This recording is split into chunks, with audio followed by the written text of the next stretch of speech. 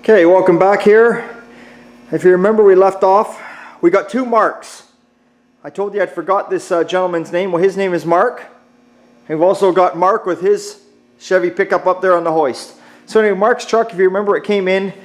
His door was rubbing really bad along this line when he opened it. And actually there was no gap here. Well, there was, but not that great a gap. So we've got the gap and the line back. And the lines aren't lining up too bad across here. You know, they're looking, well, the front there, they're looking really good. Played with all that. So here we go. We open the door up, and if you remember before, it was rubbing. For those that are paying attention. For those that are new to this video, well, you're going to have to go back and watch the other ones. But anyway, no more rubbing there. And then the owner wanted us to put in new striker plates, which we did. That's all done. He wanted us to put the new door seal on, which you've got the door seal all the way around there. It's back on. Now you can see the window channel here is this hanging here. We haven't got it in place only because the window regulator he brought us is actually for the other side of the door. So we're just waiting on him. Mark is going to show up tomorrow morning, and we're going to get the window regulator, and then we can put the proper regulator in, drop the glass in, and that's it. He's on his way. He's a happy camper. His truck that's all he brought it into us for. Just a small job, nothing too major. You can see there he got all the new seal all the way around the door here. So, you know, this might be a handy video for some of you guys that got one of these trucks here. I'll try and show it up close. You can see which way the rubber is going. You can see the lip there. In case you got one of these trucks and you don't know. Sometimes, you know, you buy these aftermarket rubbers and they never give you instructions how to put them on. This kit did, but sometimes they don't, right? So anyway, that's what's going on there with Mark's truck. Doors lined up, closes nice. We fixed that up. So that was his thing. So like I say, we'll get the window in it tomorrow and on we go. Okay, so here's the other Mark, the other Mark guy. He's from Hope, BC. So you can't see the other side right now, the front side, but we've done all the body work, the roughing in, as I call it. When I say roughing in, it's probably not the right term, but I call it roughing in. And what I mean is we finished the body work off in 80 grit, and now we give it a good couple coats of our filler primer, and then we go back over it again. So we always finish it off in 80 grit. So there's the door. Needed some body work along the bottom there. The back side needed body work. Here's our box sides. They're brand new box sides. They're universal box sides. So remember I showed you in the last video I had to cut them for length. I ended up cutting them. For those guys that have one of these trucks, if you get these kind of sides, the measurement is from this line here, right where the fold is coming up, from this line to the bottom edge, you can go anywhere from 18 5/8 to 18 3/4. So you know, you can see from this line to that line. You can pretty much figure it out anyway because the stake pockets end at the bottom, right? So I cut them all off even. And the reason you see the body filler here is very light, but I welded all the stake pockets on. These are the holes in the front where the front panel bolts up. So I got those all welded on in place now. Obviously on, here we'll get down here. You can see them, there they are. They're all welded up. So we're going to primer the back side of them today. We've also taken his hood is already done. That's in the house. I think you saw that in a video way back when.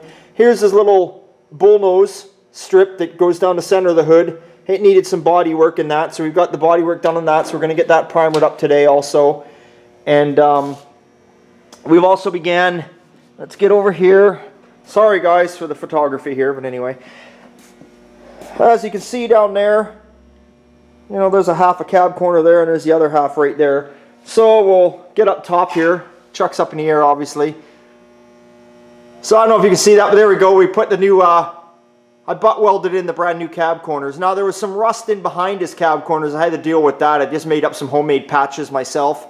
I cut them out and I welded some patches, or cut out the rust there and welded in some patches. So his cab corner's done there. We resanded the whole back, the lower half of the cab here, resanded it all. Because this truck, he brought it to us in bare metal, but it had some surface rust beginning. And you have to sand that shit off of there, because if you primer over it and just leave it, it's eventually going to start pimpling within 6 months to a year or so. So anything on this truck that he brought to us, even though it's in bare metal, we're resanding the whole thing and just making sure it's good there. So the cab corners are in. Let me see. I wish I could show you some more, but I've got it up in the air, so it's kind of up there. What I did was, you can see the grill is out of it now. Started taking the grill out. Going to take the front fenders off. He brought us a heater It's a universal heater. They're good little heaters. They're made by Vintage Air. I believe I've got it right down. What have I done with it? Do I have it here? Let's take a look. Oh, I kept it covered up with my jacket. Jesus. Here we go. Vintage Air, good little heater. I put them in a lot of hot rods. They're excellent. They got heat, defrost, the whole 9 yards. If you're looking for the part number, if you want to order one up, there you go right there. Generation 2 heater with defrost, 484994. So anyway, I mocked up. What I did was, like I said, I mock everything up, even stuff like that. So I put the heater up inside the truck, and he also got us an electric. He also got us an aftermarket. Here we go, right here. Got an aftermarket electric wiper motor. So I made sure I put all this stuff in the truck because the firewall had a lot of extra holes in it. Here, let me turn this around so I can. Oh shit. Turn this around so I can talk to you guys while I'm doing this. Okay, yeah, I'm having a bad hair day. Anyway, never mind. So yeah, the firewall had a lot of extra holes in it, so I welded up all the extra holes. There's no need for them holes to be there. Yeah, you could get fumes off the motor. You could get some heat coming through there. Excuse me. Oh, God, must be beer time. Beer 30 soon. Anyway, so yeah, I welded up all the extra holes, and then I fit the wipers in there, and I fit the heater in there, and I lined everything up. Mark had made up his own homemade battery box in there, and unfortunately I had to move the battery box and take it out of there because he never thought about where the heater was going to come out, and the battery box came out in the way where the heater was. So I fixed that up for him. No, I've got another battery box in line and got that all straightened away for him. So that's all taken care of. So what I'm going to do here right now is I'm going to throw my mask on here. I'm going to mix up some primer, and I'm going to throw some filler primer on these parts right here. And that's about it. So yeah, give me a second here, and I'll shoot some primer on here, and I'll give you a shot of what they look like in primer. Not that it probably interests you, but I use a very good filler primer here. It's a 2-part filler primer. Usually give it a good, 3 coats is overkill. I think usually 2 good coats is enough, and works out good that way. But yeah, I'll get going here. I'll get this primered up, and I'll get right back to you, and we'll all sit down and have a beer together. How's that sound? Okay, bye. Okay, here we go. We're back here. And there you go, Mark, if you're out there. There's the inside of your door.